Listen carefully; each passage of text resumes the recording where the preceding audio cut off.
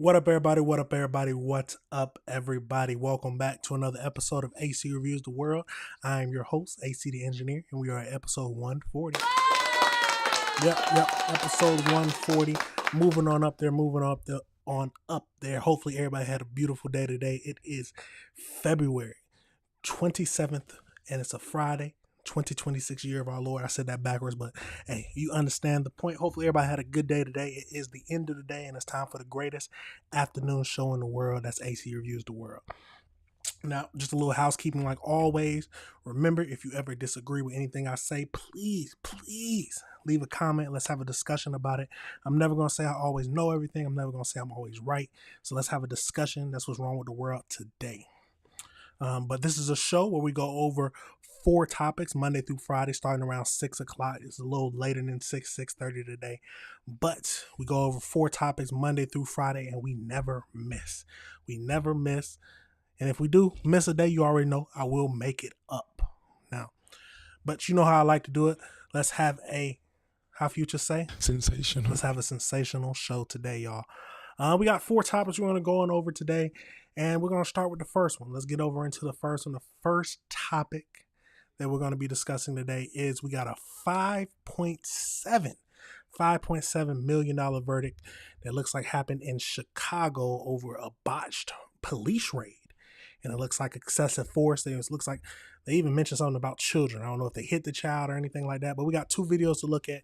And then, of course, we'll go into the AI breakdown just to see what else we can learn from this situation. But let's jump over into it and see what we can find out about this. Ruling that does hold the city of Chicago liable for having the practice of using excessive force against children. And that jury awarded $5.7 million in damages to a Chicago family who says that they accused the police of violating their civil rights in a botched raid of their home back in 2018. Now, Ebony Tate and her family filed a federal lawsuit against the city and the officers involved in that raid, accusing police of breaking down the door of their back-of-the-yards apartment in August of 2018 and pointing guns at Tate's mother, and Tate's 4 children. Now, investigations found officers were in the wrong house and did not properly vet information from a paid informant. And there is video that we have right here of the police response that day. During this 3-week trial, Tate's mother, Cynthia Eason, took the stand, saying that was the most terrifying night of her life and that they have lived with the trauma of that for 8 years. Attorneys for the officers and the city denied misconduct, and they denied that the officers pointed their weapons at the children. Eason says it took 8 years to get justice, and at one point she was ready to give up. Before we get into how she 8 years, y'all. It took 8 years for them to even get any semblance of not even an apology, just a verdict coming down. They even tried to deny that they even pointed weapons at them. I'm assuming this was before body cams were mandatory, but this is crazy. But I got to look and see, when did body cams become mandatory? 8 years to get justice, and at one point she was ready to give up. I'm just glad we have justice now, and I just pray that this will put a stop to the wrongful raids for the next family. Shouldn't have to go through what we went through. The city of Chicago put truth on trial over the last 4 weeks. They called children liars.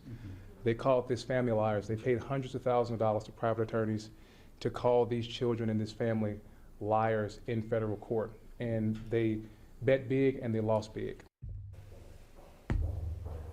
And the verdict also calls for the officers to pay a total of $240,000 in punitive damages to the family, as well as paying the legal fees for Tate and her family. The city does say that it plans to appeal this verdict.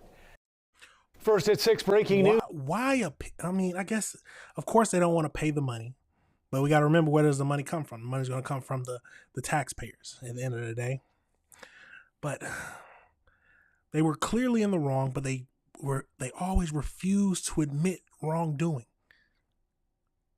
They busted into the wrong house, pointed guns at the wrong family. Then they try to lie and say they never even did it. I wish there was some kind of body cam information, or so we could actually see this breakdown, but obviously there wasn't. I did have a question about when did body cams become the norm. That was around 2014, so that was before this. But absolutely crazy. Let's get over into this next video and see if they give us any more details. First at 6, breaking news. A jury reached a verdict late this afternoon in a federal civil rights lawsuit involving a botched Chicago police raid on an innocent family. CBS News Chicago investigator Dave Savini first exposed the case over 7 years ago and joins us now. This was quite a verdict, Dave, against the city and the officers. It certainly was, Erica and Joe. It was a $5.5 million verdict against the city today, and another $240,000 in damages against all the officers involved. This is one of the largest amounts we've ever seen involving a wrong raid case, and the jury even sided with the family on their excessive force claim, agreeing that officers pointed guns at kids. Just glad we have justice now, and I just pray that this will put a stop to the wrongful raids for the next family. Ebony Tate, her 4 children, and their grandmother, Cynthia Eason, were the victims of a wrong raid on their home back in 2018. The family sued the Chicago Police Department and have been waiting for their day in court. They accused officers of pointing guns at everyone inside the home, including children. During the trial, their grandmother testified that officers even made her stand outside in her underwear for a half hour. We were ready to give up. But I just want to say this. I don't know if I'm supposed to, but God is an awesome God. The jury started deliberating yesterday after closing arguments. The family's attorney told jurors to use their power to send a message to the city and hold them accountable for what he described as a widespread pattern of excessive force against children. He said the family was traumatized and has been battling PTSD and other mental health issues ever since the raid. All we did was went in there and told our truth. I believe that the jury was awarding punitive damages against the officers for guns being pointed at these children. I think the jury is sending a message that kind of behavior is absolutely unacceptable on the part of police officers.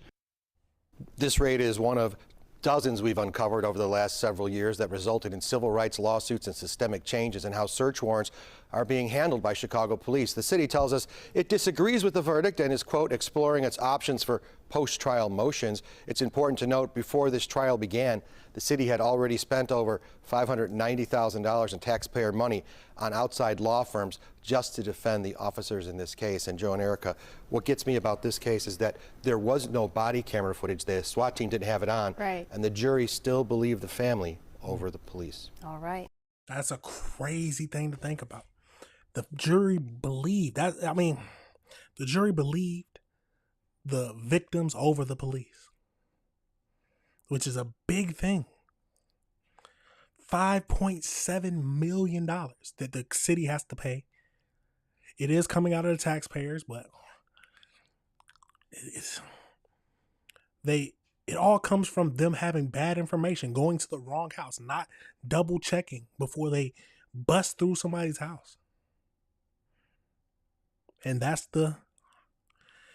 is the consequences of the action. Let's go over into the AI breakdown just to try to get a little bit more information on this case.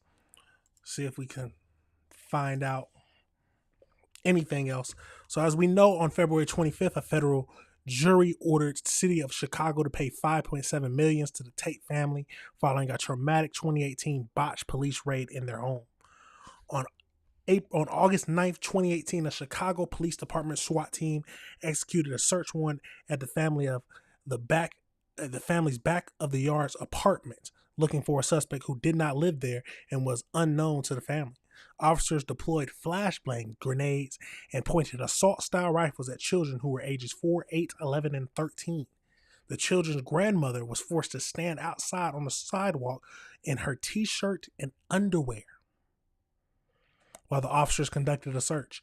After a 3-week trial, 3 weeks, the jury found that the 9 officers used excessive force and violated the civil rights of the Ebony Tate and her mother and her 4 children. The award consisted of $5.5 million against the city and approximately $240,000 against the individual officers.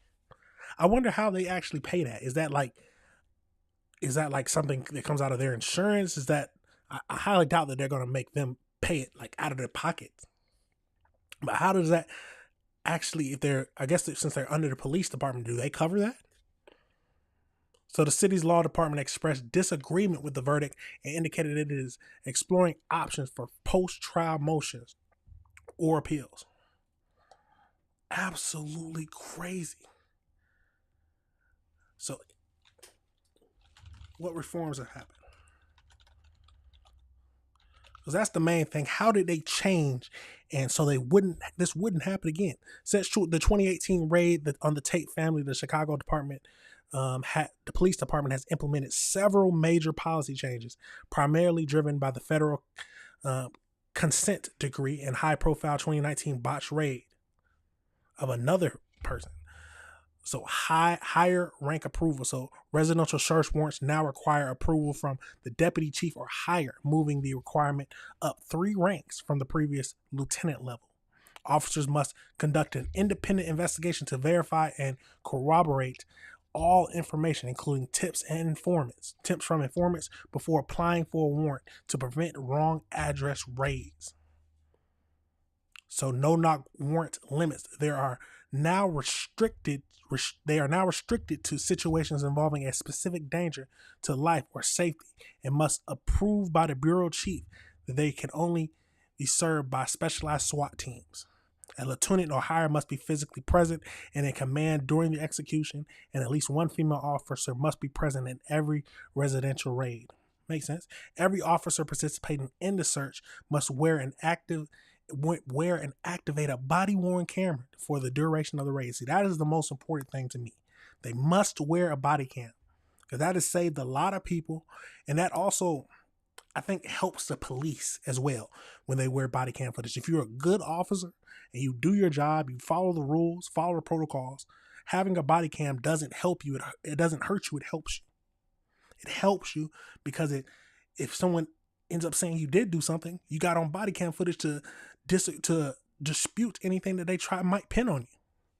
And then we got pre-service planning. So teams must coordinate and plan sessions to identify any children or vulnerable individuals likely to be on location. While not an absolute ban, current policies direct officers to minimize trauma and avoid pointing guns at children unless reasonably necessary. Wrong raid. So any raids at the wrong address or based on false information is now classified as a wrong raid, triggering an automatic misconduct investigation and critical incident review. And then a pilot program launched in 2023 provides trauma-informed counseling and immediate repairs for property damage caused during the raid.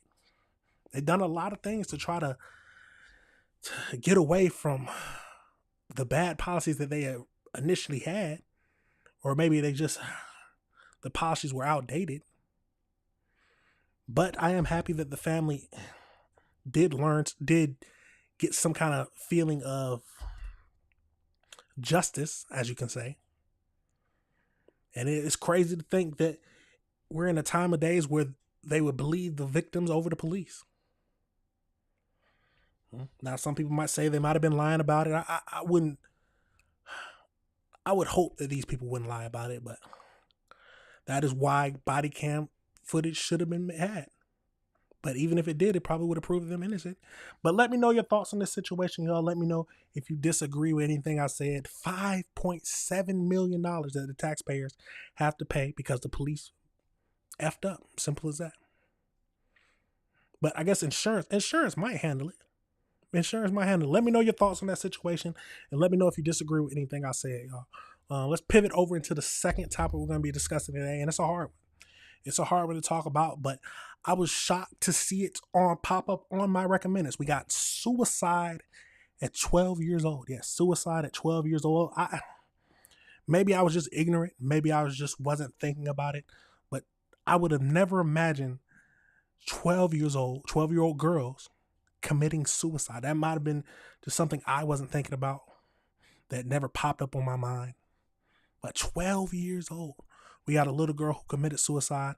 I believe it might have been because of bullying, but we'll get into the video. And then there was just watching this one, pulled up another one that happened 2 weeks ago that popped up 2 weeks ago, or posted 2 weeks ago. talking about another 12-year-old girl committed suicide. But bullying can be detrimental. But let's get over into these videos and see what we can find out about this situation. At the end of the day, if anyone's going through something, please remember to reach out to a professional. Talk to your family members, talk to your friends, talk to someone. Because you don't want to do something that is going to make your family upset or just be the wrong answer to what you're feeling. But let's get over into it and see what we can find out about this whole situation. Let's jump into it. It's too late for me. Please talk to someone, even if they look and act okay. They might make it because of you. Those were the last words written in 12-year-old Lindsay Mae Swan's journal. The Mountain Gap Middle School student committed suicide last week. We rarely cover suicides in news, but this felt different. A young Huntsville girl who left her last thoughts in a journal in her room. A message her family wants you to hear, and perhaps it will help your child or another parent's child. WAFO 48's Nick Ballinger is here. He talked to Brittany Booth, Lindsay's mom, and her stepdad today. Well, Liz, I've never covered a suicide before. Lindsay's parents told me they want to alert other parents and maybe save another child. I knew it was a story that needed to be told in their own words. Even before she was born, I knew she was special. 12-year-old Lindsay Swan was full of nothing but life. She stuck up for others that were afraid to speak up for themselves and dared anyone to push around her friends or her siblings. Her mom and stepdad say their sweet pea never met a person she didn't like. She refused to fail at anything and never gave up until she got it down. 5, 6, 7, 8. Between sports, playing outside, video games, and hanging out with friends, the Mountain Gap middle schooler had the typical 12-year-old life. One day we go. There wasn't a roller coaster that she was scared to get on. She was so brave. Yeah. Most of all, Lindsay loved life. She loved her friends and family, and her smile would light up the room. On the outside, she was thriving. Her biggest dream was to be a marine biologist, study sharks, and save the whales. Inside, she was struggling. She would never get to realize those dreams. Lindsay took her own life last week. For the most part, she seemed great. You know, the day before she passed, she was laughing and smiling, and we were making plans for the future. She's giving you those flowers. And when her father, we're not going to stop it too much, but it's a hard reality to think that someone you're close to, someone you think that looks fine on the outside, would be going through something tremendous on the inside, especially at 12. 12 years old, so hurt, so upset, and none of her family knew. That's the harsh reality of people dealing with suicidal thoughts and depression. Or in some cases, let's keep going. Father died 4 years ago. Her mom said Lindsay felt it the hardest. That brought on a lot of heartache for her. Before she started middle school, I really tried to prepare her because middle school girls can be ruthless. Kids were mocking her and weaponizing the fact that her father had passed away. And it was infuriating. I couldn't believe it. Confusing for them. You know, they don't understand why they're being treated that way. I would smile through my stress and sorrows, but she knew when I was feeling down, and she would be my biggest comfort. No matter what it was, they would go through it together. And I had these conversations with her. So, I mean, the fact that this happened to her it could happen to anybody. She will never be forgotten. Sometimes the brightest lights are dimmed too soon. She says her daughter told her friends months ago what she planned to do. They would have told somebody. It could have very well saved her life. Months. She told her friends months ago, and they didn't even tell anybody. We live in a different time, a truly different time. Let's keep going. I think we need to be more aware and look for any signs, no matter how small they are. You know, there's so much shame associated with it that people are afraid to come forward and be open about it. It may seem young, but we absolutely need to be having these conversations.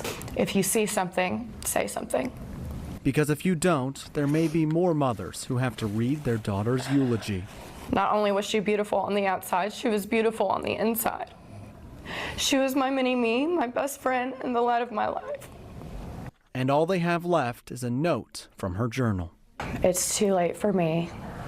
Please talk to someone. Even if they act or look okay, they might make it because of you.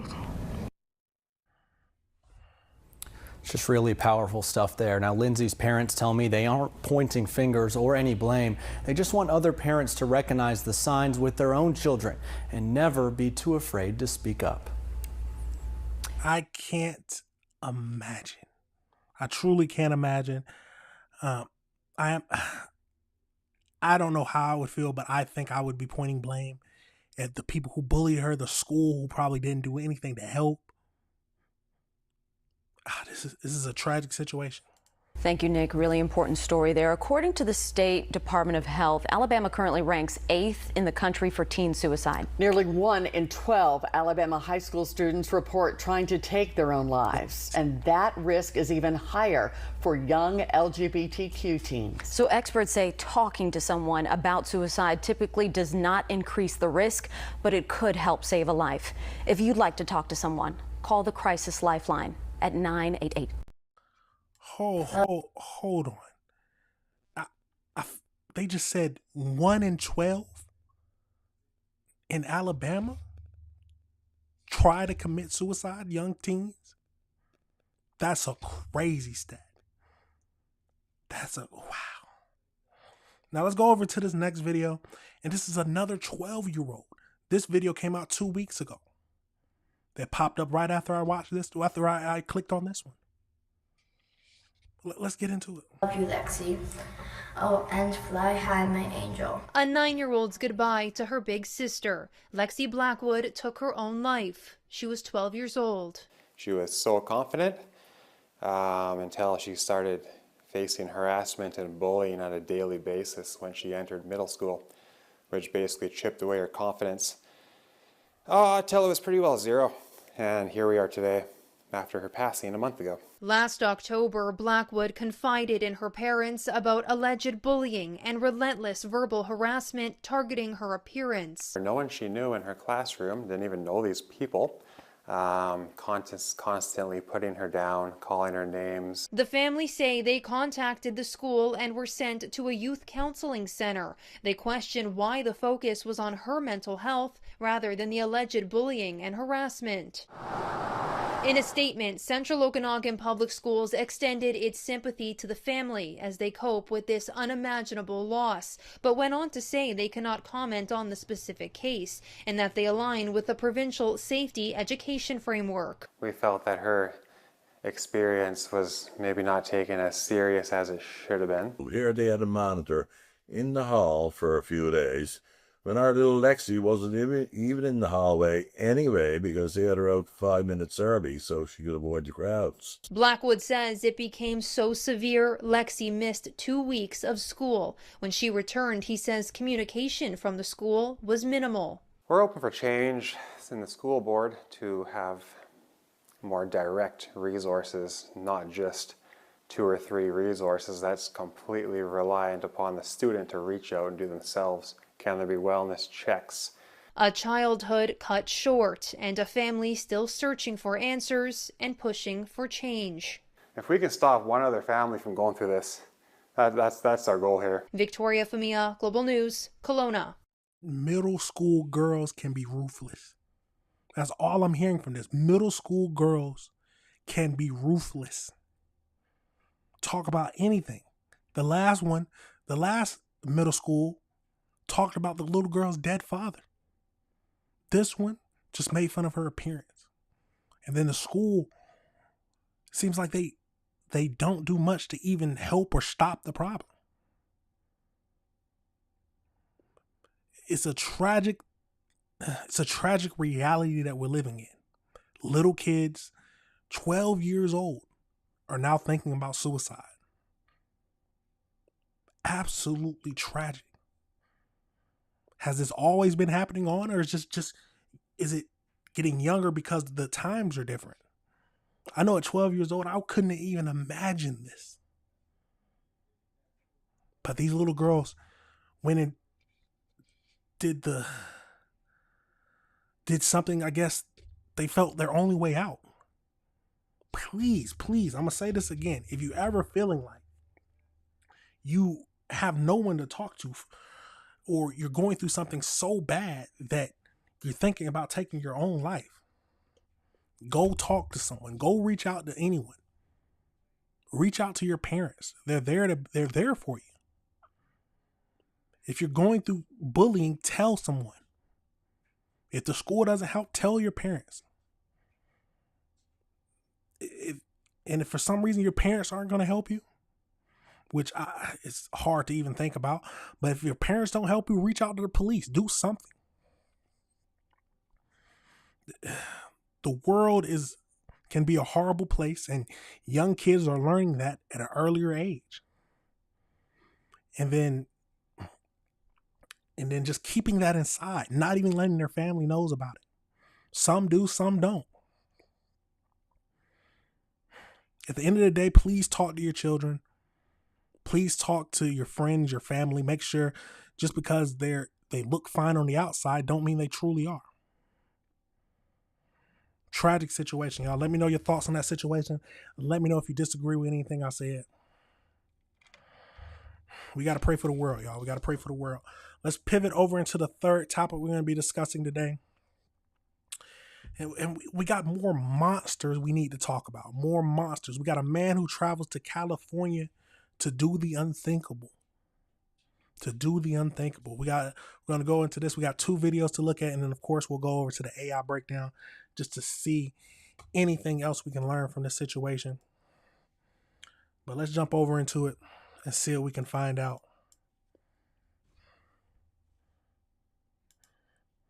A local 13-year-old girl is rescued from a Pennsylvania man who allegedly found her online and targeted her as part of a cult.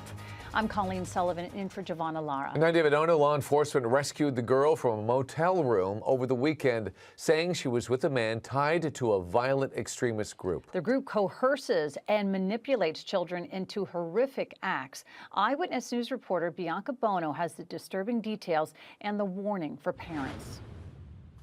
A life-saving operation involving local and federal law enforcement in Castaic Friday, when a 13-year-old girl from the Northridge area was found with an 18-year-old man from Pennsylvania on the verge of suicide. One of the most twisted and disturbing ideas to crawl out of the internet. Court documents say Matthew Peischer began messaging the girl on Discord 2 months ago, finding her on a server about mental health. But when he started messaging her privately, officials described deeply disturbing requests, grooming her into sending him sexually explicit images and encouraging her to send him pictures of her cutting herself. You could see here in the final message, he tells her, you can go as deep or shallow as you want. I love scratches, cuts, and pretty much anything else. The victim's mom discovered the messages and called police, but the situation escalated when the girl ran away and left behind a suicide note. Police able to track the Discord account to Peischer and found him in a Castaic motel room with the young girl, who police say he had cut, choked, assaulted, and made a plan to die by suicide together later that day. The only thing more tragic would be as if we were reporting her death. Investigators say Peischer's sadistic behavior is evidence of the nihilistic violent extremist ideology, similar to that of 764, a network of members that want to destroy civilized society, targeting children for sexual exploitation and self-harm. The FBI says they are investigating more than 450 cases involving the ideology, leaving parents with an urgent warning. Any child with access to the internet is a sitting duck for these sick, deranged, and demonic individuals looking to harm your children. And Peischer is being federally charged with travel with intent to engage in illicit sexual conduct, a felony punishable by up to 30 years in prison. Good. Bianca Bono, ABC 7 Eyewitness. What is happening? But I guess this is ever since the internet has been a widely available thing. There have been predators on there who prey on the weak and prey on the people on the naive and the people who are going through something. They said he found her on a Discord for mental health. For mental health, he found her, messaged her privately. and then tried to do the most nastiest things to her. And then when their parents found out, she ran away to be with him. Luckily, they was able to find him. They had a plan to die. He had a plan to die with her. The world is crazy, y'all. The world is crazy. Let's go over to this next video and just see if we get a little bit more information. A 13-year-old Southern California girl is safe tonight after authorities say she was groomed online and lured away from home by an 18-year-old man from Pennsylvania. She met that man on a Discord chat group. Matthew Edward Fleischer is accused of flying cross-country and holding the teen in a Castaic motel room where prosecutors say she was physically assaulted. KTLA's Jennifer McGraw is live in downtown LA with more on this case and the growing online danger authorities say is putting teens at risk. Hi, Jennifer. Yeah, Sam and John, good evening. Just a word of warning to our viewers. The details in this story are very disturbing. We're told that the mother alerted authorities that this was happening, and they say it was an emergency and an urgent situation to rescue her. It was a relationship built over a gaming app that quickly became sadistic, leading a local 13-year-old girl to often cutting herself, then ultimately leaving behind a suicide note and ending up in a motel room with an 18-year-old predator hanging on to life. The victim told law enforcement that he had engaged in sexual conduct with her and that he used a knife to repeatedly cut her and that he also choked her to the point where she couldn't speak. The messaging started back in December. That's when the girl met 20-year-old Matthew Fleischer online. Her mother never knew about the secret relationship. Okay, there's two different reports. Now, I'm just not going to stop it too much, but one said 18, one said 20. We'll see what it's until her daughter wound up in the hospital for self-harming. She searched the girl's phone, and to her horror, she found messages like these. I like how the blood looks on skin. I think blades are hot, and I like the idea someone is doing something like that for me. And another? You can go as deep or shallow as you want. Victim responds, I just want to be the best for you. This is a group called NVE. According to law enforcement, it's called nihilistic violent extremism. It's an increasingly growing ideology to motivate vulnerable children to harm themselves and a subculture that glorifies violence and mass killings. NVE, one of the most twisted and disturbing ideas to crawl out of the internet. Two notable cases. The 2014 Isla Vista mass murderer. Police say a man who loathed women, fueled by frustration over his virginity. And the more recent one, the man who was trying to blow up a Palm Springs fertility clinic. These are very despondent young males, particularly. They have a very negative view on the world, and they want to bring society down. Officials say this disturbing case must be a warning. Well, not your big platforms that we all know, but the lesser known ones. So Discord is one of the main ones, and it's a gaming platform, but that's how they're communicating with one another. If this doesn't send a strong message to all the parents that you need to make sure you understand what your children are doing, nothing would. The only thing more tragic would be is if we were reporting her death. Fleischer faces 30 years in prison. Also, the FBI says there could be more victims, so anybody out there with any information should call them. They say they are investigating hundreds of cases. Live in downtown. 30 years doesn't sound like enough to me. It does not. And he's 100% right. Parents need to be aware of what their children are doing on the internet. Because there's a lot of sick freaks out there. There's a lot of horrible human beings out there who will use someone's pain, use your children's vulnerability against them. The girl said in the messages, I will do anything just to make you happy. Look after your kids, y'all. Look after your kids. Let's go over to the AI breakdown just to get a little bit more information about this. So as we know, in February 2026, Matthew, an 18-year-old, so they're saying 18, from Pennsylvania, was arrested and accused of traveling across the country to sexually assault a 13-year-old girl he groomed online. The extremist group, federal authorities linked Fleischer to an online extremist network as known as 764. The group follows a NVE ideology. The group reportedly targets vulnerable and depressed children in gaming chat rooms or mental health related services on platforms like Discord. Members use sectoration to blackmail victims into creating sexual abuse material and encourage them to engage in self-harm. They said that the suspect allegedly groomed the victim, a girl from Los Angeles County, and flew to California to meet her. On February 20th, 2026, he reportedly met the girl and took her to a motel, where she was later rescued by the FBI and local law enforcement. The girl's mother contacted FBI after discovering her daughter was being encouraged to harm herself. The victim had even left a suicide note before leaving with him. Absolutely crazy. 30 years. Is 30 years enough for someone like this? We don't know how many other people he's done this to. Look after your kids, y'all. Look after your kids. Absolutely crazy situation, y'all. Let me know your thoughts on that, and let me know if you disagree with anything I said. Sometimes the world is a scary place sometimes. But this is why we have to review the world together, y'all. This is why. These are the situations why we have to review the world together. Absolutely tragic. We're going to pivot over into the last topic we're going to be discussing today. And it's just, be careful. At the end of the day, be careful who you decide to have a relationship with. We have a man, a Texas man, who has been accused of slipping a woman who was about to be the mother of his child an abortion pill without her knowing, of course. And he is being charged. So we're going to go over into that. We got a few videos to look at. And of course, we'll go over to the AI breakdown just to get a little bit more details about this crazy situation. Absolutely crazy. But let's jump over into it. Thinking about how much time would someone get for this? Well, let's get into it.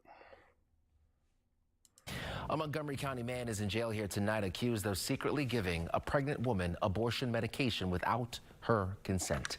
25-year-old John Ruben Gabriel Demeter is now charged with aggravated assault with a deadly weapon. Fox 26's Karis Belger explains what that charge could mean.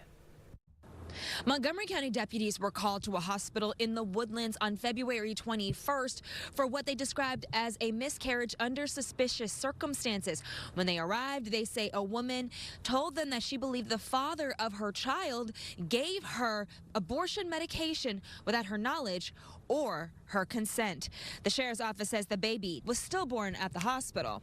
Demeter is now being held in the Montgomery County Jail with no bond, charged with aggravated assault with a deadly weapon in a family violence case.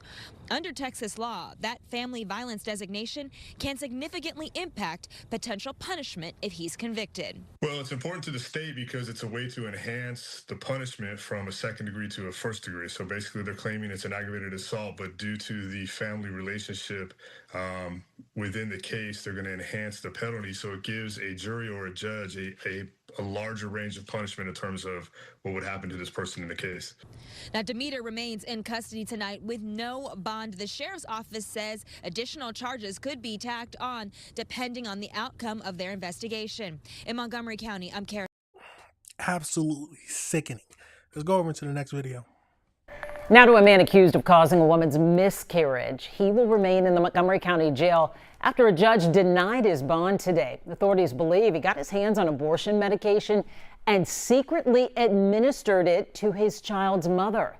Katir Winfrey spoke to legal experts who say his charges could be increased.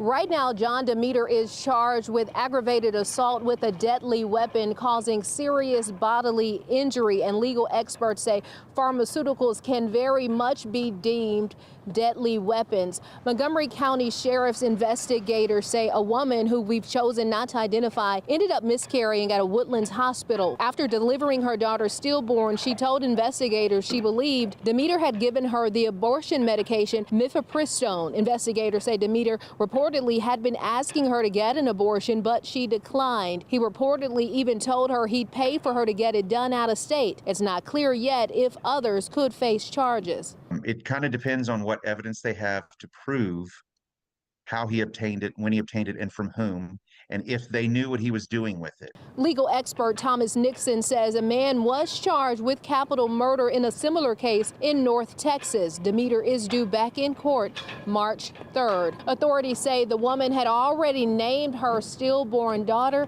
Presley May. Reporting in Montgomery County, Katira Winfrey, KHOU 11 News. He wanted so badly for her to get that abortion that he did something as crazy as slipping her an abortion pill. He wanted to avoid fatherhood so much that he slipped the woman he slept with an abortion pill. Let's go over to one more video. This morning, the man accused of causing a woman's miscarriage is still in the Montgomery County Jail after a judge denied his bond just yesterday. Yeah, we first told you about this very unusual story yesterday after the woman claimed that the father of her baby secretly gave her an abortion pill. Our Ugochi Aloka joins us now with other possible charges this man could be facing in Ugochi. Other people might face charges as well? Yeah, this is something they're looking at, so it's possible, right? Attorney Thomas Nixon says the Montgomery County DA would need to determine how that man managed to get the medication he allegedly gave to the mother of his child. For example, if it was a pharmacist that gave it to him, that pharmacist would be questioned too. Now, here's a quick reminder of the details in this case. This is John Demeter. So, real quick question. I'm not going to pause it too much. So, can the pharmacist not give? I've never bought one, so I don't know. Can the pharmacist not give an abortion pill to a man? I'm assuming he can.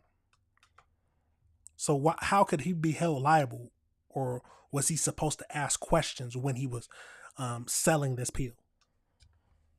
Who is now charged with aggravated assault with a deadly weapon causing serious bodily injury. When he appeared in court yesterday, his bond was denied by a judge yesterday. Now, Montgomery County Sheriff's investigator says a woman miscarried and delivered her daughter stillborn at a hospital near the Woodlands. Now, the woman told investigators she believed Demeter had given her the abortion medication mifepristone after purportedly pressuring her to get an abortion, even offering to pay for her to get an abortion out of state. She refused to do that, but attorney Thomas Nixon says a similar case actually played out last year in Parker County, but this man's charges were more serious. He poisoned his girlfriend. She had a miscarriage. He got charged with capital murder, but that's capital murder of the unborn child, right? So it depends on, how the district attorney wants to approach it, but I'm sure the aggravated assault charge is easier to prove.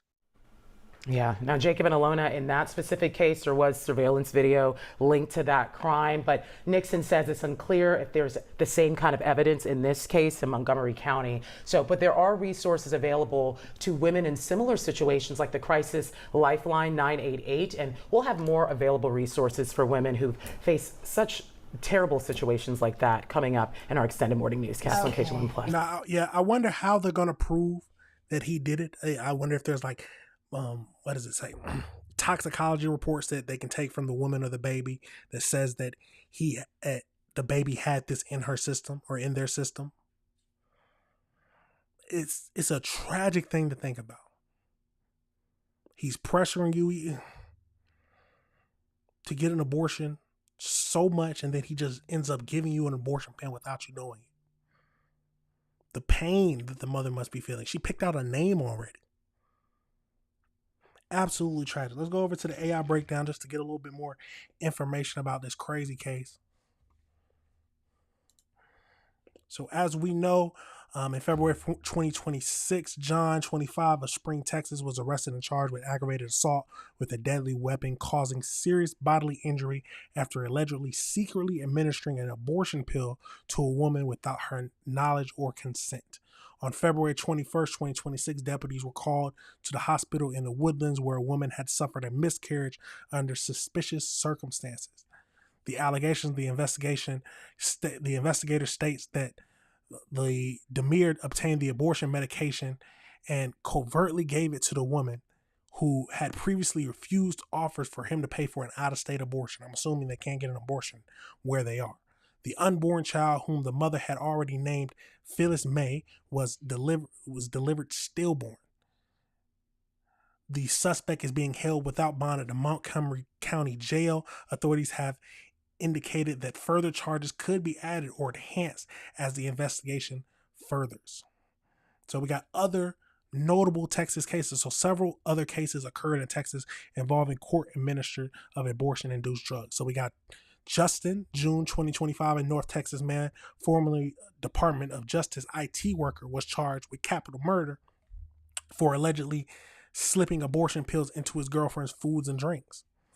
And then we got in February 2024, Mason, a Houston attorney, was sentenced to 180 days in jail and 10 years of probation after pleading guilty to injuring to a child and assault of a pregnant person for spiking his wife's water with mesopropyl. Some sick. So I did want to know, what is the expected time he could get? So expected sentence varies based on specific charges. So Mason, the one who received 180 days in jail and 10 years of probation in February, pleaded guilty to injury of a child and assault of a pregnant woman.